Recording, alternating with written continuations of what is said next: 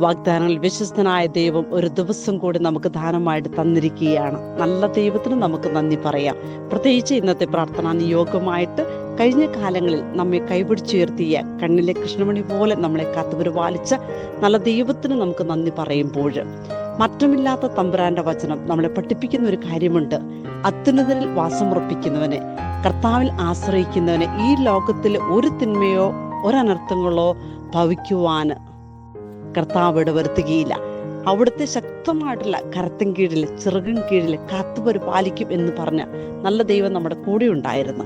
ഒരുപക്ഷെ കഷ്ടങ്ങളായിരിക്കാം, നഷ്ടങ്ങളായിരിക്കാം, വേദനകളായിരിക്കാം, ദുഃഖങ്ങളായിരിക്കാം, രോഗങ്ങളായിരിക്കാം, സന്തോഷങ്ങളായിരിക്കാം, സന്താപങ്ങളായിരിക്കാം. പക്ഷെ അവിടെയൊക്കെ ദൈവമായ കർത്താവ് നമ്മളെ കൈപിടിച്ചുയർത്തി നമുക്ക് ശക്തി തന്നു. നല്ല ദൈവത്തിന് നന്ദി പറയാം. അതോടൊപ്പം തന്നെ ദൈവമായ കർത്താവ് ഇന്നത്തെ ദിവസം മുഴുവനും നമ്മെ അനുഗ്രഹിക്കട്ടെ എന്ന് നമുക്ക് പ്രാർത്ഥിക്കാം.